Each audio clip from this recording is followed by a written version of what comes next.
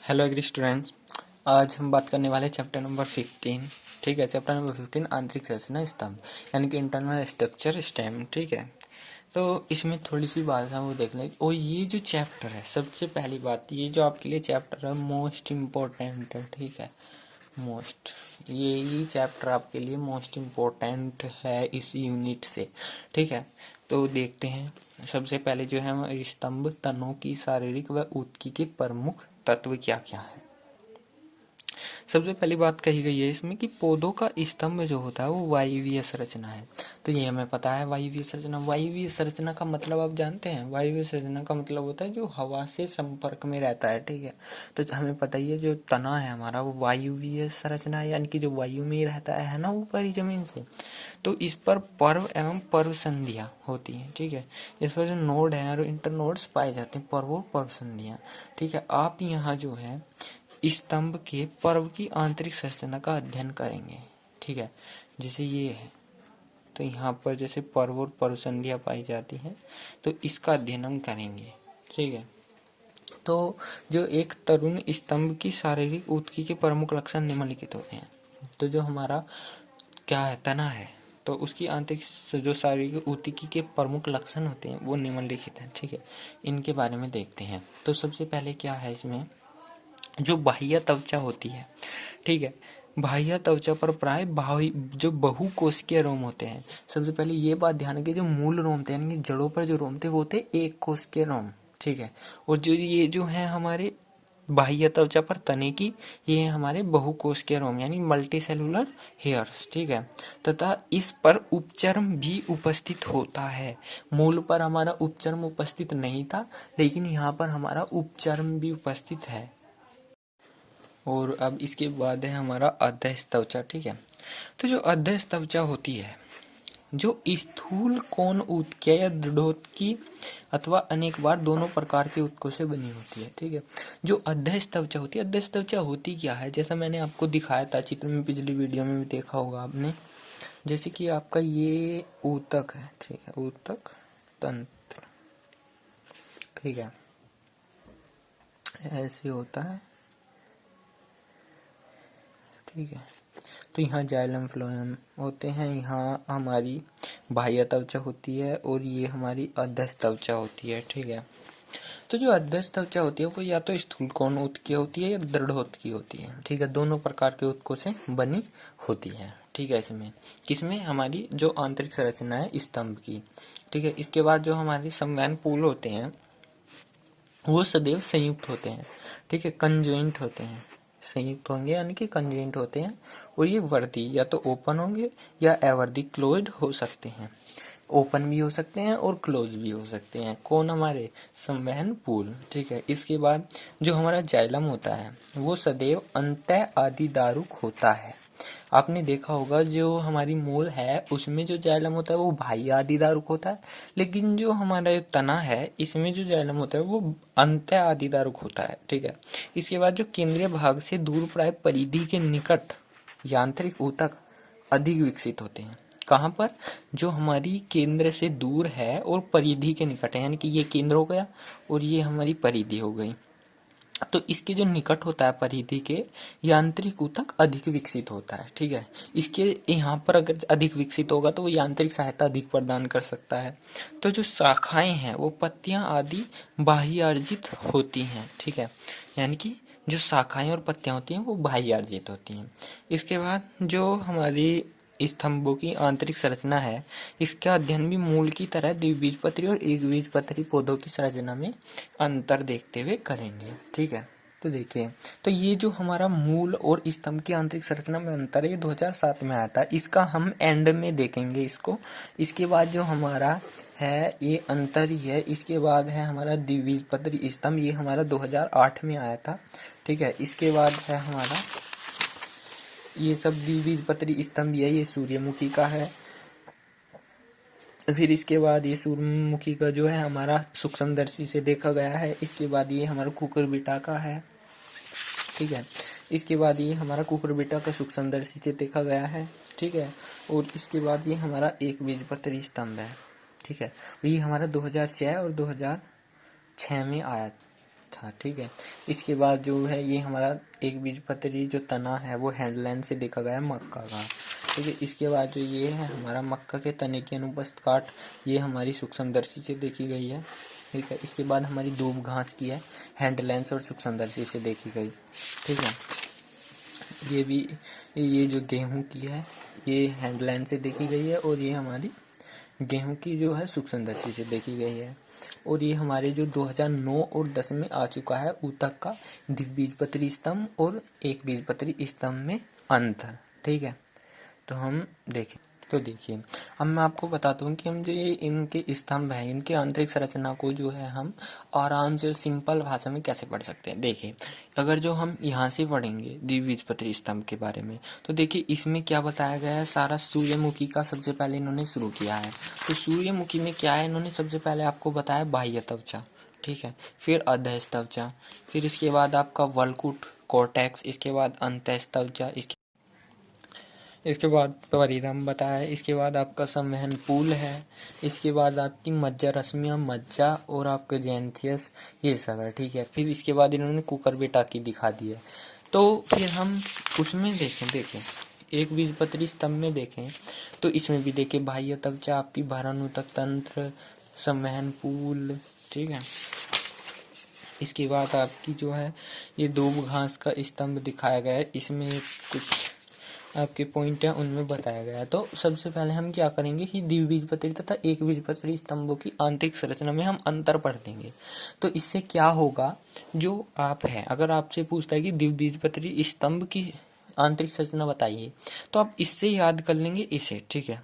इस वाले को द्विबीजपत्री स्तंभ को आप याद कर लेंगे, और इसको आपको इसमें करना क्या है, केवल एक बीजपत्री और द्विबीजपत्री में अंतर केवल ये ही याद करना है। इससे क्या होगा, अगर आपसे पूछता है कि द्विबीजपत्री स्तंभ की आंतरिक संरचना बताइए, तो आप इनको इन पॉइंटों में जो है इन्हें लिख देंगे, ठीक है। अगर एक बीजपत्री की पूछता है तो इस वाले पॉइंट से इनको लिख देंगे, तो क्या होगा, हमारे अंतर भी याद हो जाएगा, और क्या होगा, और जो हमारी एक बीजपत्री अलग है और द्विबीजपत्री अलग है वो भी हमारे याद हो जाएगा।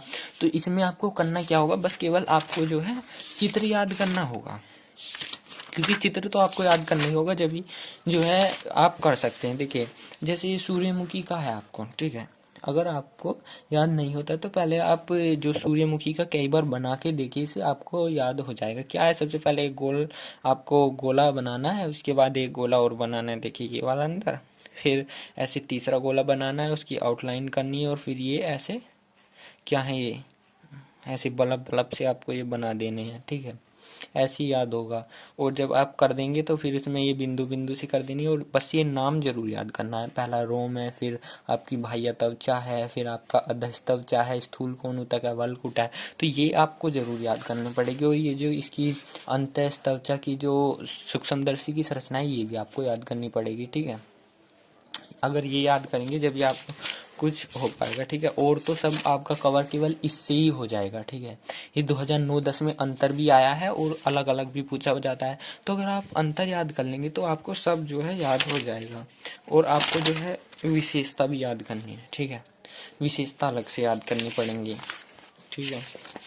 तो विशेषता के बाद जो है हमारा सारा कंप्लीट हो जाएगा। तो चलिए देखते हैं हम सबसे पहले आपका क्या देखेंगे, सबसे पहले देखेंगे हम द्विबीजपत्री तथा एक बीजपत्री स्तंभों की संरचना में अंतर। इसके बाद देखेंगे मूल की संरचना और जो हमारा स्तंभ है उसकी संरचना में अंतर, ठीक है। तो सबसे पहले देखते हैं इसमें अंतर। तो सबसे पहले एक साइड लिखा इन्होंने ऊतक व ऊतक तंत्र, तो यहाँ बताएंगे कि ऊतक कौन सा है, और यहाँ पर द्विबीजपत्री स्तंभ में कैसा होता है, और यहाँ पर एक बीजपत्री स्तंभ में कैसा होता है। और अगर आपसे पूछता है कि केवल द्विबीजपत्री स्तंभ की आंतरिक संरचना बताइए, तो आप क्या करेंगे, सबसे पहले द्विबीजपत्री स्तंभ ऊपर लिखेंगे, और उसके बाद ये जो आउटलाइन डालकर, ठीक है, ये अधिश्रम ऊतक तंत्र, और फिर ये वाली हेडिंग तो आपको याद करनी है, और फिर इसके अंदर जो बना के लिखना है वो आपको पता है, वो आप अपनी लैंग्वेज में लिखेंगे, ठीक है। एक बार पढ़ लेंगे उसको, और उसके बाद जो आप क्या करेंगे, अपनी भाषा में ही इसको विस्तार कर देंगे इसका, ठीक है। ऐसे ही होता है पेपर में, ठीक है। तो जो ऊतक व ऊतक तंत्र है, ठीक है, अगर आप रट्टा मारोगे तो कुछ होने वाला नहीं है। रट्टे से आप क्या होगा, अब आप रट लोगे, फिर उसके बाद पेपर के टाइम पे भूल जाओगे, कुछ नहीं होगा, ठीक है। तो सबसे पहले इसने बताया कि अधिचरम और ऊतक तंत्र। तो जो हमारी द्विबीजपत्री स्तंभ होता है उसमें अधिचरम और ऊतक तंत्र क्या होता है, तो इसमें जो है अधिचरम एक कोशिका मोटा और बाह्य त्वचा के रूप में होता है। ठीक है, कितनी सिंपल लैंग्वेज थी देखो। जो ऊतक और ऊतक तंत्र है उसमें जो द्विबीजपत्री स्तंभों में ऊतक और जो हमारा अधिचरम ऊतक तंत्र है, ठीक है, क्या है, एपिडर्मल टिश्यू सिस्टम। तो जो अधिचरम ऊतक तंत्र है वो हमारा द्विबीजपत्री स्तंभ में एक कोशिका मोटा होता है और बाह्य त्वचा के रूप में होता है, जो बाहर वाली त्वचा होती है उसके रूप में होता है। इसके जो हमारे एक बीजपत्री स्तंभ होते हैं उनमें देखो क्या है, यह भी एक कोशिका मोटी और बाह्य त्वचा के रूप में, किंतु कोशिकाएं अपेक्षाकृत छोटी होती हैं। क्या है इसका मतलब, इसका मतलब है कि इसमें कोशिका तो इसमें भी एक कोशिका मोटी पाई जाती है बाह्य त्वचा, ठीक है, बाह्य त्वचा इसमें भी एक कोशिका मोटी पाई जाती है, लेकिन इसमें जो कोशिकाएं होती हैं वो द्विबीजपत्री स्तंभ की जो कोशिकाएं होती हैं उनकी जो अपेक्षा छोटी होती है, यानी कि इसमें बड़ी होती हैं इसमें छोटी होती हैं। इसके बाद जो हमारी बाह्य त्वचा है फर्स्ट, तो बाह्य त्वचा जो हमारी द्विबीजपत्री स्तंभ में होती है वो प्राय रोम युक्त होती है। ठीक है, कैसी होती है, रोम युक्त, यानी कि उसमें रोम पाए जाते हैं, ऐसे रोम पाए, ठीक है। लेकिन जो हमारी एक बीजपत्री पौधे होते हैं उनमें अधिकतर चिकनी और बिना रोम वाली होती है बाह्य त्वचा। अब बाह्य त्वचा का मतलब आप समझ गए होंगे, जो बाहर की त्वचा होती है तने की, ठीक है। इसके बाद जो हमारी आधारीय ऊतक तंत्र होते हैं, कौन से, ग्राउंड टिश्यू सिस्टम, ठीक है, ये क्या है, इनमें अनेक स्तरों में विभेदित होते हैं, यानी कि स्तरों का मतलब होता है परत जो होती है, ऐसे स्तर, अलग अलग स्तर होते हैं, उनमें ये विभेदित होते हैं, यानी कि विभाजित होते हैं। और जो अध्यस्थ त्वचा है उसको छोड़कर अन्य स्तर अविभेदित होते हैं, यानी कि इसमें जो हमारे एक बीजपत्री पौधे हैं इनमें अध्यस्थ त्वचा तो होगी नहीं, मतलब विभेदित, अध्यस्थ त्वचा तो होगी विभेदित, लेकिन जो अन्य स्तर हैं वो अविभेदित होंगे, यानी कि वो उनको हम भेद नहीं सकते, ठीक है, यानी कि विभाजित नहीं कर सकते, लेकिन अध्यस्थ त्वचा हो सकती है। इसके बाद जो इनमें अध्यस्थ त्वचा होती है, ये है हमारी अध्यस्थ त्वचा।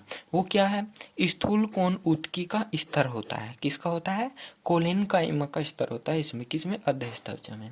लेकिन जो एक बीजपत्री पौधे होते हैं उनमें स्कैलेन काइमा मैटस होता है, ठीक है, स्कैलेन काई मैटस, यानी कि दृढ़ ऊतकी है, इसमें स्थूल कोण ऊतकी है और इसमें दृढ़ ऊतकी होता है, ठीक है, अंतर अलग अलग है ना, इसमें क्या होता है, इसमें स्थूल कोण ऊतकी और इसमें दृढ़ ऊतकी।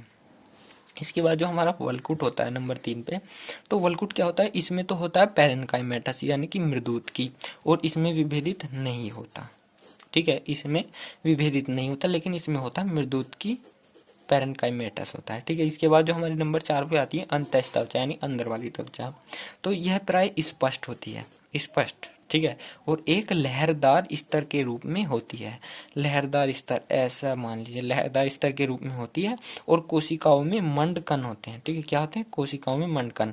लेकिन जो ये एक बीजपत्री स्तंभ है उनमें ये नहीं होती, क्या, अंतस्थ त्वचा, ठीक है। इसके बाद जो हमारा परिरंभ है, ठीक है, वो दृढ़ोतक तथा मृदुतक की बनी होती है, यानी कि दृढ़ोतक की भी और मृदुतक की भी बनी होती है परिरंभ, और इसमें प्राय विभेदित नहीं होती, यानी कि ये इसमें विभेदित नहीं होगी लेकिन इसमें दृढ़ोतक और मृदुतक में विभेदित होगी, ठीक है। इसके बाद जो मज्जा रश्मियां हैं, ठीक है, वो क्या है, दो समैन पुलों के मध्य, किसके, दो समैन पुलों के मध्य मृदुत की कोशिकाओं से बनी, जो अर्य अवस्था में लंबी होती है, ठीक है, कैसे, ये जो समैन पुल हैं दो, उनके मध्य होगी और मृदुत की कोशिकाओं से बनी होगी और जो अर्य व्यवस्था में लंबी होती है, ठीक है। इसके बाद जो ये है हमारे एक बीजपत्री, उनमें ये विभेदित नहीं होती। इसके बाद मज्जा जो है हमारी, वो केंद्र में मृदुत की, ठीक है, जो बीच में होता है केंद्र, उसमें केंद्र में मृदुत की कोशिकाओं से निर्मित होती है, पूरी तरह स्पष्ट तथा काफी चौड़ी होती है, और कभी कभी गलकर मज्जा गुहा भी बन जाती है, ठीक है। 3 पॉइंट्स मान लीजिए इसमें, पहला, मृदुत की कोशिकाओं से निर्मित होती है, पूरी तरह स्पष्ट और काफी चौड़ी होती है, और ये जो कभी कभी गलकर मज्जा गुहा बन जाती है। और जो हमारी एक बीजपत्री हैं उनमें अधिक स्पष्ट नहीं होती, फिर भी केंद्र में कभी कभी कोशिकाओं के गलने से मज्जा गुहा बन जाती है, यानी कि इसमें अधिक स्पष्ट तो नहीं होगी लेकिन गलकर कभी कभी मज्जा गुहा बन सकती है। इसके बाद संवहन ऊतक तंत्र की बारी आती है, तो जो संवहन ऊतक तंत्र होता है हमारा, उसमें सबसे पहले आएगा आपका संवहन पूल, ठीक है। और ये 2011 और 12 में आ चुका है कि आपका संवहन पूल क्या होता है। तो ये एक या अधिक चक्रों में विन्यासित रहते हैं द्विबीजपत्री में, लेकिन जो हमारे एक बीजपत्री हैं उनमें भरण ऊतक में बिखरे रहते हैं, ठीक है। क्या जो द्विबीजपत्री हैं उनमें एक से अधिक चक्रों में विन्यासित रहेंगे, लेकिन जो हमारे एक बीजपत्री हैं यानी कि द्विबीजपत्री में तो एक से अधिक चक्रों में विन्यासित होंगे, और जो हमारा एक बीजपत्री है उसमें भरण ऊतक में बिखरे रहेंगे, ठीक है। दूसरी बात, जो ये हमारे द्विबीजपत्री हैं उनमें बाह्यफ्लोएमी या उभयफ्लोएमी होंगे। उभयफ्लोएमी का मतलब समझते हैं आप, बीच में जाइलम और दोनों ओर फ्लोएम, ठीक है। इसके बाद ये केवल बाह्यफ्लोएमी होते हैं, ठीक है। इसमें तो ये बाह्यफ्लोएमी होंगे या उभयफ्लोएमी होंगे, लेकिन इसमें केवल बाह्यफ्लोएमी होंगे, केवल भारी फ्लोएम पाया जाएगा, ठीक है। इसके बाद ये जो है ये सदैव वर्दी ओपन रहते हैं, यानी कि जो संवहन पूल है ये द्विबीजपत्री में ओपन रहेंगे, लेकिन जो हमारे एक बीजपत्री है उनमें बंद रहेंगे, यानी कि अवर्दी रहेंगे। इसके बाद हमारी पूलीय आच्छादन की बात आती है, तो ऐसा कुछ नहीं होता द्विबीजपत्री में, लेकिन जो एक बीजपत्री है उनमें प्रत्येक पूल को घेरे हुए दृढ़ोत्की स्तर होता है, जिसे कहते हैं पूलीय आच्छादन, ठीक है, बंडल सेत। इसके बाद जो हमारा जाइलम होता है, जाइलम, इसे क्या कहते हैं, वाहिकाएं अधिकतर अरीय पंक्तियों में विन्यासित होती है। क्या होती है द्विबीजपत्री में, हमारी वाहिकाएं अधिकतर अरीय पंक्तियों में विन्यासित होती हैं, और वाहिकाएं अनुप्रस्थ काट में प्राय कोणीय होती हैं, यानी कि जो हम अनुप्रस्थ काट करेंगे उनकी तो वे कोणीय दिखाई देंगी, ठीक है। इसके बाद जो वाहिकाएं होती हैं इसमें एक बीजपत्री में, वे वी आकार में लगी होती हैं और अनुप्रस्थ काट में प्राय गोल दिखती हैं। इसमें गोल दिखेंगी, इसमें कोणीय दिखेंगी, ठीक है। इसके बाद जो हमारी एधा है, एधा, तो ये प्राथमिक पूलीय एधा सदैव उपस्थित होती है, किसमें, हमारे द्विबीजपत्री में प्राथमिक पूलीय एधा यानी प्राइमरी फेसिकुलर कैम्बियम इसमें उपस्थित होगी, किसमें, हमारी जो द्विबीजपत्री हैं। लेकिन जो हमारे एक बीजपत्री हैं उनमें प्राथमिक एधा यानी कि प्राइमरी फेसिकुलर कैम्बियम कभी भी नहीं होगी, कभी नहीं होती। लेकिन जो हमारा फ्लोएम है उसमें जाइलम के बाहर अथवा दोनों ओर उपस्थित होता है, किसमें, द्विबीजपत्री में जाइलम के बाहर अथवा दोनों ओर उपस्थित होता है हमारा फ्लोएम, ठीक है। लेकिन जो हमारा एक बीजपत्री है उसमें वी आकार के जाइलम के मध्य अथवा कुछ बाहर की ओर स्थित होता है क्या, फ्लोएम।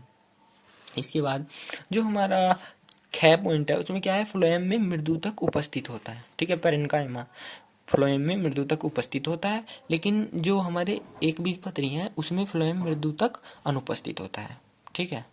इसके बाद जो हमारा इसमें तो पेरेन्काइमा उपस्थित होगा फ्लोएम में, लेकिन इसमें उपस्थित नहीं होगा।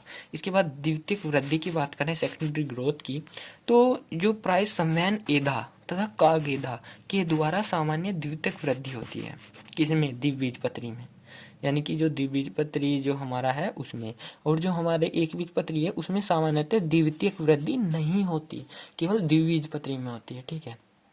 अब एक बीजपत्री और द्विबीजपत्री जो स्तंभ थे उनमें हमने अंतर देख लिया, तो उनको आप लर्न जरूर करेंगे। उसके बाद हम पढ़ेंगे जो 2007 में आया था यूपी बोर्ड में, मूल और स्तंभ की आंतरिक संरचना में अंतर, ठीक है। तो मूल की आंतरिक संरचना में अंतर और स्तंभ की आंतरिक संरचना में अंतर, मतलब मूल और स्तंभ की दोनों की आंतरिक संरचना में अंतर।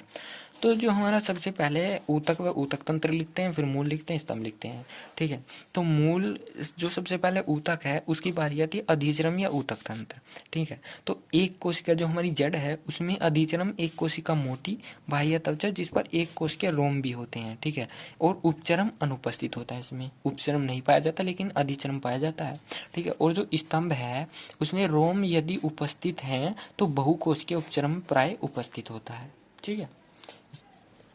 जो हमारा भरण ऊतक होता है यानी कि फंडामेंटल टिश्यू सिस्टम होता है, वो सदैव वलकुट किसमें, हमारी मूल में, यहाँ लिख लेते हैं, ये हमारी मूल और ये है हमारा स्तंभ, ठीक है, ठीक है। तो जो भरण ऊतक है वो इसमें सदैव वलकुट, अंतःस्तवचा, परिरम तथा मज्जा में विभेदित होता है। लेकिन जो हमारा ये है क्या, जो स्तंभ है वो प्राय अधस्तवचा ही विभेदित होता है, प्राय अधस्तवचा ही विभेदित होती है। कभी कभी अंतःस्त्वचा, परिरंभ, मज्जा तथा मज्जा रश्मियां भी स्पष्ट होती हैं। क्या है इसमें? तो केवल वल्कुट अंतःस्त्वचा, परिरंभ और मज्जा में विभेदित होता है। क्या भरण ऊतक तंत्र किसमें? वल्कुट में, अंतःस्त्वचा, परिरंभ और मज्जा। और इसमें अधःस्त्वचा ही विभेदित होती है। किसमें? इसमें कभी कभी अंतःस्त्वचा, परिरंभ, मज्जा तथा मज्जा रश्मियां भी स्पष्ट होती हैं। ठीक है, इसके बाद जो हमारा आता है अधःस्त्वचा। तो जो अधःस्त्वचा है हमारी, वो सदैव अनुपस्थित होगी मूल में। ठीक है, और जो हमारा स्तंभ है उसमें यह प्राय स्थूल कोण ऊतक तथा दृढ़ ऊतक जैसी यांत्रिक ऊतकों की बनी होती है। इसमें नहीं होगी, इसमें स्थूल कोण ऊतक और दृढ़ ऊतक से बनी होगी। फिर आती है बारी वल्कुट की। तो जो हमारा वल्कुट है कोर्टेक्स, काफी चौड़ा मूल में, ठीक है, मूल में काफी चौड़ा, अपेक्षाकृत अधिक विकसित होता है। लेकिन जो हमारे तने होते हैं उनमें स्पष्ट नहीं होता। और 3-4 कोशिका मोटा स्तर होता है। इसमें 1 कोशिका मोटा होता है, अधिक विकसित होता है, और इसमें जो हमारा 3-4 कोशिका मोटा होता है। इसके बाद जो हमारी अंतःस्त्वचा होती है, ठीक है, यानी कि एंडोडर्मिस जो होती है, उसमें स्पष्ट रूप से उपस्थित अनेक बार भित्तियां स्थूलित होती हैं। क्या? स्पष्ट रूप से उपस्थित अनेक बार भित्तियां स्थूलित होती हैं। और अब यानी कि तब आदि दारू के सामने मार्ग कोशिकाएं उपस्थित होती हैं। किसमें? मूल में।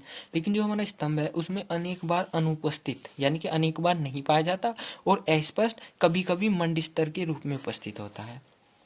इसके बाद हमारा परिरंभ आता है। तो जो हमारा परिरंभ है वो 1 कोशिका मोटा होता है। ठीक है, इसमें 1 कोशिका मोटा होता है, मृदूत की स्तर होता है और पार्श्व मूल अथवा एधा बनाता है, यानी कि कैम्बियम बनाएगा और पार्श्व मूल बनाएगा। कौन? परिरंभ।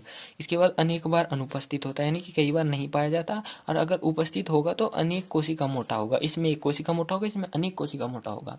तथा मृदुत व दृढ़ोत की कोशिका का बना होता है। मृदुत की का भी बना होगा, दृढ़ोत की का बना होगा, लेकिन इसमें केवल मृदुत की का बना होगा। ठीक है, इसके बाद जो हमारा था मज्जा रश्मियाँ।